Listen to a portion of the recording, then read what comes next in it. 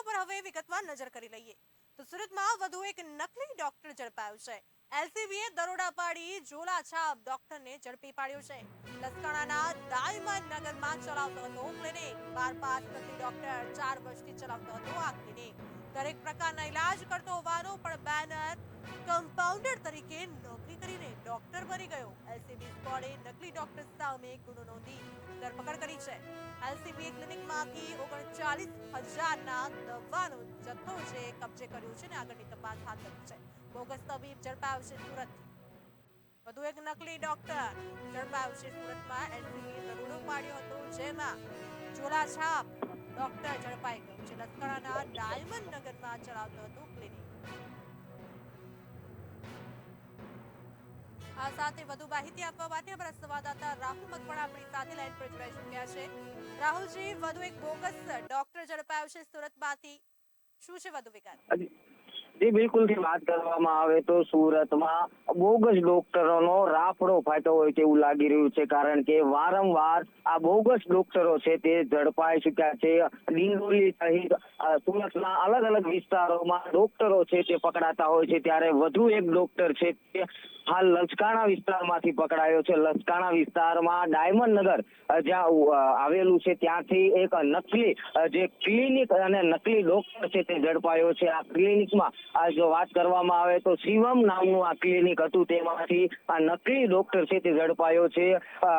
સુરત જે ઝોન 1 ની જે ટીમ હોય છે તેના દ્વારા આ સમગ્ર ઓપરેશન પાર પાડવામાં આવ્યું છે। ઝોન 1 ની જે એલસીબી સ્કોડ છે તેના દ્વારા આ નકલી ડોક્ટર છે તેને ઝડપી પાડવામાં આવ્યો છે। હાલ વાત કરવામાં આવે તો આ ડોક્ટર છેલ્લા 8 વર્ષથી પ્રેક્ટિસ કરતો હોય તેવું સામે આવ્યું છે, અને 8 વર્ષથી આ ક્લિનિક ડાયમંડ નગરમાં ધમધમતું હોય અને ડાયમંડ નગરના જે લોકો શ્રમિક લોકો છે તેને આ સારવાર કરતો હોય છે, ત્યારે આધુનિક જે વસ્તુઓ છે તે પણ પ્રાપ્ત કરવામાં આવી છે। દવાઓ સાથે જે હથિયારો હોય છે, જે ગોળી ને ટાંકા લેવાથી લઈને જે સર્જરી કરવાના હોય છે જે સામાન તે પણ જપ્ત કરવામાં આવ્યો છે। મોટી માત્રામાં જે દવાઓનો જથ્થો છે તે પણ જપ્ત કરવામાં આવ્યો છે। હાલ તો સમગ્ર મામલે પોલીસે વધુ તપાસ હાથ ધરી છે।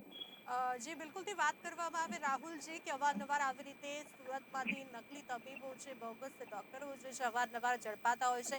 આ તો એલસીબી દ્વારા દરોડા પાડવામાં આવ્યા હતા, તો આને લઈને સ્થાનિક પોલીસની જો વાત કરીએ તો સ્થાનિક પોલીસ પર જે કામગીરી પર સવાલ ઉઠી રહ્યા છે। કેટલા સમયથી આ ક્લિનિક ચાલતું હતું?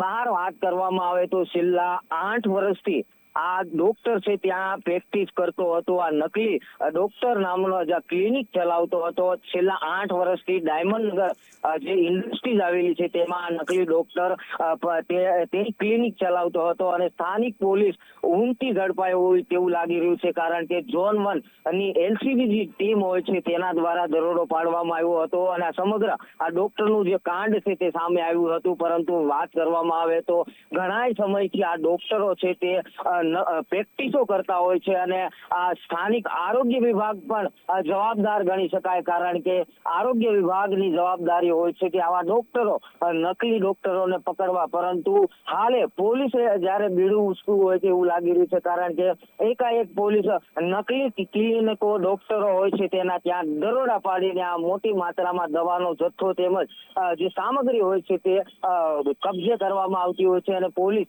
કાર્યવાહી કરતી હોય તેવું લાગી રહ્યું છે। જી રાહુલજી, ચોક્કસથી કહી શકાય કે આવી રીતે નકલી ડોક્ટરમાં એલસીબી દ્વારા દરોડા પાડવામાં આવ્યા હતા, એલસીબી દ્વારા રેડ કરવામાં આવી હતી, અને આ જે ઝોલાછાપ જે ડોક્ટર છે છેલ્લા 8 વર્ષથી આ ક્લિનિક ચલાવતો હતો। 8 વર્ષ બહુ લાંબો સમય કહેવાય, એટલે કે અત્યાર સુધી સ્થાનિક પોલીસને આ બાબતે જાણ જ ન હતી, કારણ કે આ વચ્ચે તો જે સ્થાનિકો જે છે મધ્યમ વર્ગીય પ્રજા જે છે આ વચ્ચે તે લોકો પીસાઈ રહ્યા છે, તે લોકોના આરોગ્ય સાથે ચેડા થતા હોય છે।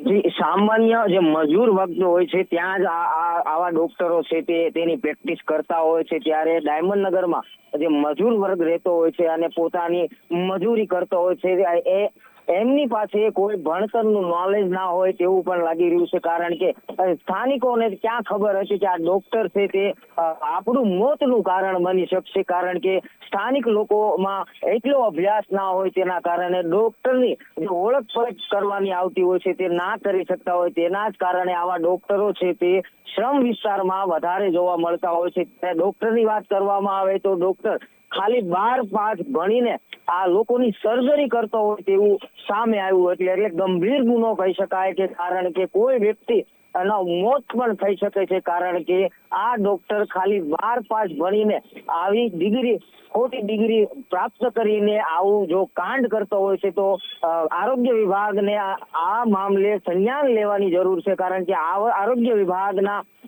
હેઠળ જ આવતી હોય છે કામગીરી, પરંતુ આરોગ્ય વિભાગ તેમજ સ્થાનિક પોલીસ ઊંઘતી હોય તેવું લાગી રહ્યું છે, સ્પષ્ટપણે દેખાઈ રહ્યું છે. જી રાહુલજી, સમગ્ર માહિતી આપવા બદલ આપનો આભાર. સુરતમાં વધુ એક નકલી ડોક્ટર ઝડપાઈ ગયો છે. એલસીબી દ્વારા દરોડા પાડવામાં આવ્યા હતા. લસકાણાના ડાયમંડ નગરમાં ચલાવતો હતો આ ક્લિનિક. 12 પાસ નકલી ડોક્ટર 4 વર્ષથી ક્લિનિક ચલાવતો હતો. દરેક પ્રકારના ઇલાજ કરતો હોવાનું પણ બેનર લગાવવામાં આવ્યું છે. કમ્પાઉન્ડર તરીકે નોકરી કરીને ડોક્ટર બની ગયો. છેલ્લા 8 વર્ષથી આ ડોક્ટર અહીં આ બોગસ તબીબાનું ક્લિનિક ચલાવતો હતો, ત્યારે એલસીબી દ્વારા દરોડા પાડીને નકલી ડોક્ટરને ઝડપી લીધું છે.